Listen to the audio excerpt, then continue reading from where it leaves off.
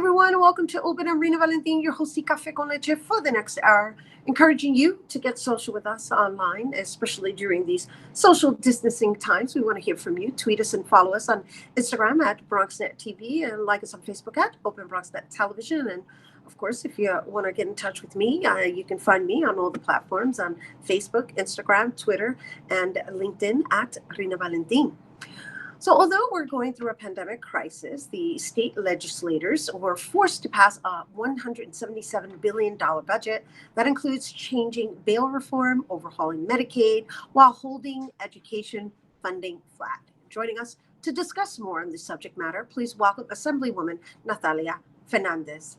Hey, Nathalia, how are you doing during these critical times? I'm doing great. Thank you so much for having me on today. Thankful that, feeling well and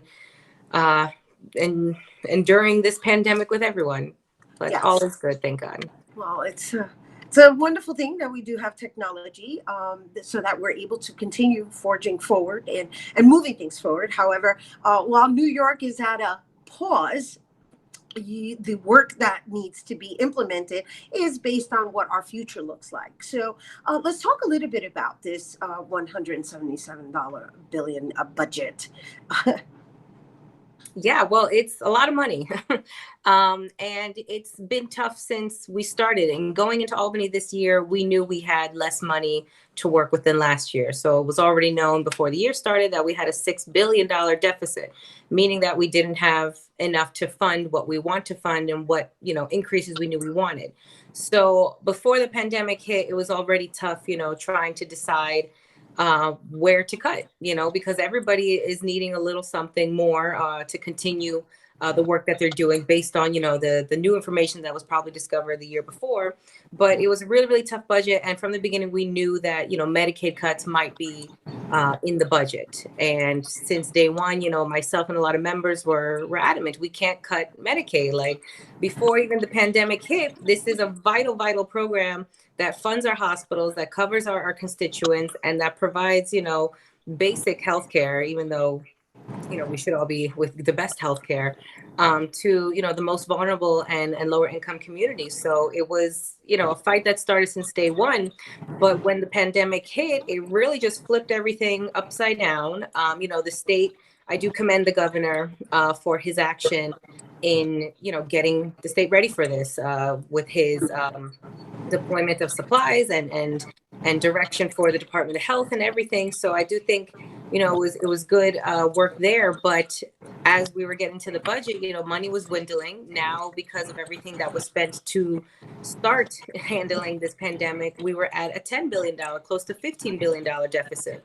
So we knew that things were going to get cut. And unfortunately, some areas did see less money. Like I believe our cultural institutions got a few less million. Our education funding stayed flat, which is a problem because every year, myself with legislators, we fight for more funding for education.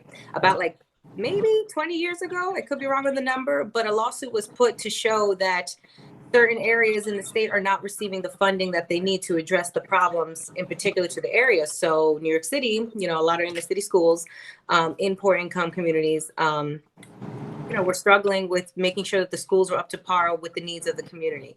So every year it's always a fight for another billion for education, another couple billion here and this, but unfortunately it stayed flat. So understanding again that it's because there's no money.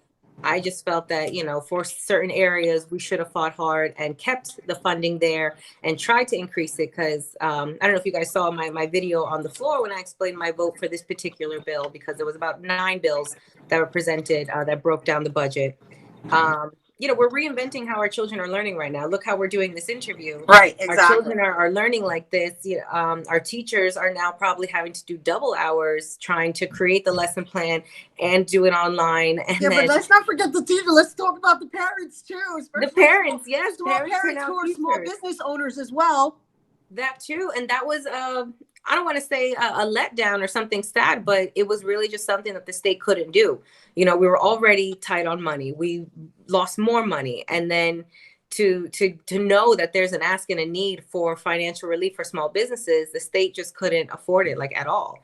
So sad to say that the state couldn't do so, but New York City and the federal government, thank God, after, pushing and getting that stimulus bill passed, do have relief opportunities for small businesses. So if anybody wants to check my social media, Fernandez4NY on Instagram, I do have a one pager there that shows the links and the steps and what's available for what the federal funding's doing, giving small business loans, and what the city's doing under small business services. And so I know you're very passionate about what you do, especially coming from the Bronx and the history behind your commitment to the Bronx, your political background.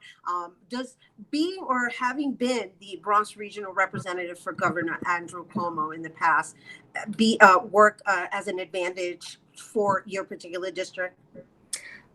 Yes, I would say so, because I worked for him and I was in the administration. I kind of have an idea of how he thinks and how he works. So part of me was even hoping that the Medicaid cuts, would not happen, because last year we heard that there was a risk of $500 million cuts to Medicaid. So again, the members, rallied and we wrote letters and we put pressure, like, we can't do this, we can't do this. And then last minute in the budget, Governor Cuomo, because the way the budget works, the governor has to present the budget, and the bodies of the legislature, the Assembly and the Senate, have to decide yes or no, what we don't like. So we can't even add things into the budget or present our language. We just have to present suggestions. And it's up to the governor to decide what he's going to put in the final thing based on our suggestions. So even though there's an emergency happening right now, and even though this was already decided, there's no way of reconsidering and just offering another budget? I mean, right now there kind of is, because within this budget, there was a line in the legislation that says the governor can go back and reallocate some of the funding. So say, now budget's passed, Medicaid is cut, but the federal government, we're literally waiting every day to see if they can provide us with an extra relief, bundle of money, a couple of extra billion. He can then add that back into the Medicaid funding. So the governor has power right now to play with, I guess, the budgets during the money during this time. And we've made an ask. I know the Assembly and the Senate and the governor has put a letter out to our congressional members to fight for us. Please get us more money. The state is really in a dire situation. And if and when we get that, then the governor can decipher it. So there is a chance that we can, replenish what we lost. But in that time that the budget was to be voted on, there was no way of knowing for sure. So my vote stood no, because I really felt that that would be more detrimental than anything else in the budget to more people, to take away funding to our hospitals that are inundated right now with patients, with doctors that are sick, that nurses that, are being spread thin.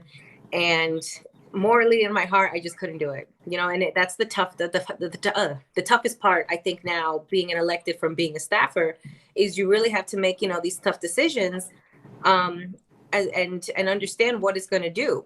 And, while there's times that you're like, I get it, we want to do this, but the reality is it can't happen.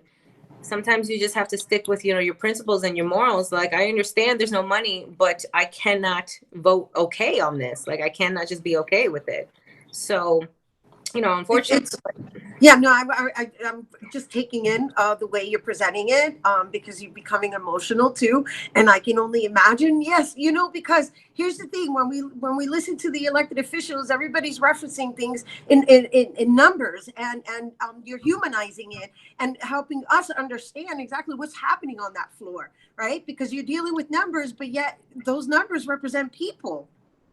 Yeah, and that's where my emotions really did come out. Like, that was a tough budget, because not only was it, hard policy positions and things to vote on, but the way we were voting, it had my anxiety up. So, a few members were positive for COVID-19, 3 Democratic members and a Republican member. So, there was danger and concern about having the whole conference and the assembly in chambers, 150 members plus the staff in there. There could be 200 people in that room.